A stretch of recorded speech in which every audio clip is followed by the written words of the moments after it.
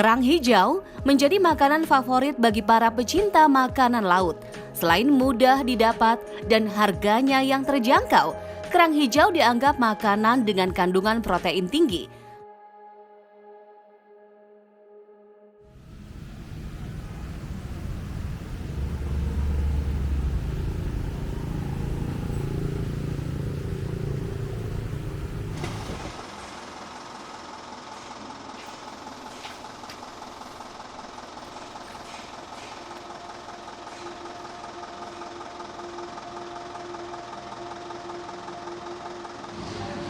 Mari Kak, silahkan.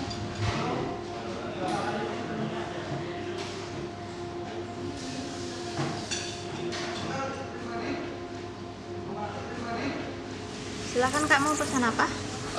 Mau ini dong Mbak, udang bakar madunya 1, Udang bakar madu 1 porsi. sama ini mau kerang darah 1. Kerang darahnya habis Kak, maaf, mau diganti apa? Ada kerang hijau sama selemping? Ya, habis ya? Habis. Ya udah Mbak, Gimana? udang bakar madunya 1 lagi. Udang bakar madu tambah 1 porsi. Mungkin Anda tentu sudah mendengar perbincangan bahwa kerang hijau yang diambil dari Teluk Jakarta terkontaminasi logam berat. Saat ini konsumen harus hati-hati dalam mengkonsumsi kerang hijau. Lainnya, korban keracunan masakan kerang hijau di Cirebon, Jawa Barat terus bertambah dan tak layak konsumsi karena mengancam kesehatan. Tingginya kandungan logam berat di dalam kerang juga merefleksikan tingginya pencemaran akibat limbah yang dibuang ke laut. Salah satu pelaku pencemaran tersebut adalah kapal yang berlayar di seluruh lautan Indonesia.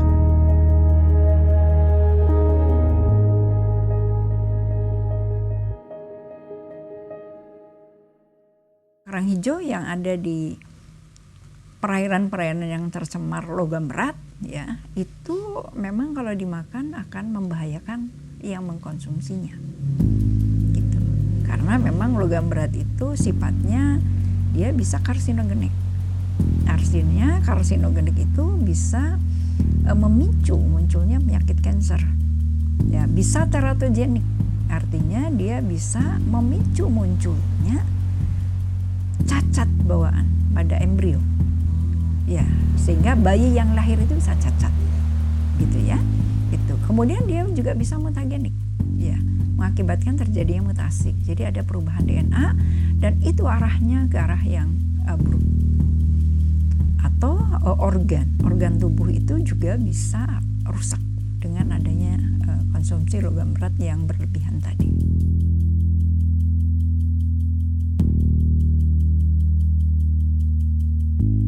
Di mata kita, limbah di laut merupakan zat negatif yang mencemari serta merupakan salah satu penyebab tingginya kandungan logam berat yang ada di laut. Namun ternyata, zat yang kita anggap negatif tersebut memiliki dampak positif di mata kerang hijau. Nah, tentu akan ada pengaruh karena limbah domestik itu kan bahan organik. Nanti bahan organik ini akan diuraikan menjadi bahan anorganik. Bahan anorganiknya itu berupa nutrien kalau dari domestik. Ya, dan ini memang akan menumbuhkan fitoplankton. Sehingga makanannya menjadi banyak, sehingga perairannya menjadi subur, bahkan bisa kelewat subur. Ya, limbah tersebut yang dimaksudkan adalah dari cat misalnya, cat kapal, ya, ataupun rangkaian yang ada di dalamnya, ya. Nah, itu di dalamnya itu juga ada logam berat. Ya, termasuk masih ada TBT, tributyltin.